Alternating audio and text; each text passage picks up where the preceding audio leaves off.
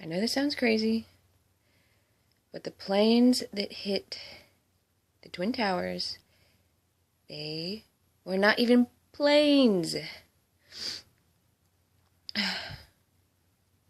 know, it's crazy.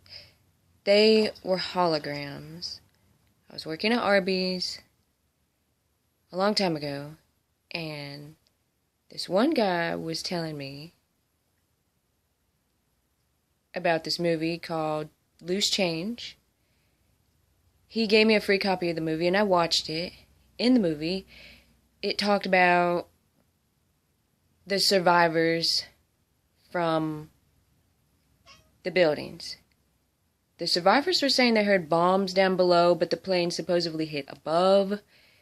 Then when you watch the video and it goes up close to the plane, when the plane goes into the building, it's like it melts into it like a ghost walking through a wall or some shit. Like, it looks so fake when the plane went into the building. It took me years to figure this out. Finally, I made all the connections after a while. You've heard about chemtrails, right? You look up in the sky and you'll see crisscrosses of X-shaped patterns of smoke from planes, but it kind of lingers there for like 20 minutes, a half hour, an hour, I don't know, but it lingers in there for a while. I knew about the chemtrails for a while, but I didn't know what they were for. Then finally a connection made. Then somehow I learned about the harp machines. They're these giant machines that they produce energy. Massive amounts of energy. They can use the harp machines to control weather and to create the holograms. So finally, after years of learning this, the harp machines, they shoot a lot of energy up to the satellites, and the satellites, in return, shoot the energy back down to the chemtrails.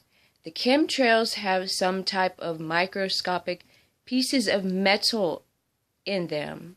And they're also polluting our food, too, with them. And modifying the weather. But when it shoots the energy down to the chemtrails, then it creates a hologram when it mixes with the metal. And it took me like forever to realize that. And then somehow I found out about Operation Bluebeam, which sounds really crazy, but you never know. The revelations in the Bible seems freaking crazy, but it kind of would make a little bit of sense. So, if the planes were holograms, then it would make sense that maybe they would take it a step further eventually. So if they took it a step further, it would be into Operation Bluebeam, which is supposed to be secret. And what they could do, the talk about of it, they could make a fake hologram of Jesus in the sky. They could make a Jesus for every nationality all over the world. One Jesus would speak Chinese, one would speak English, Spanish, German, just any language from all over the world. And there's also a thing that I found out about that's called ELF, extra low frequency. Whoever these bastards are, they could project sound straight into your brain. It wouldn't even go right in your ears, it just goes straight into your brain. It's like a telepathy type thing. Fucking crazy shit, man. So, if they did that, what might happen if they project the hologram Jesus all over the sky, and then they could make the sound go straight into your head to make you think he's talking to you. Then, supposedly with Operation Bluebeam,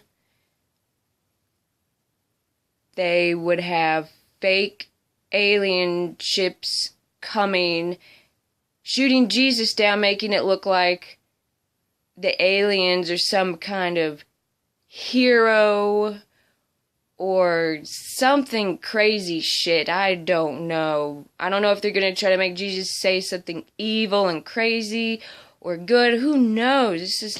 I just really hope they don't take this a step further, because that would be some really fucked up shit.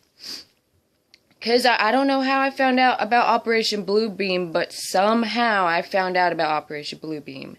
And it connects with the harp machines and the chemtrails. So if you ever see a Jesus floating in the sky and you see it on all the TV stations and you hear it talking to your head, ignore that shit. Ignore that shit. That shit is not real voices. And that shit you be seeing in the sky, that be not a real Jesus. That be a hologram.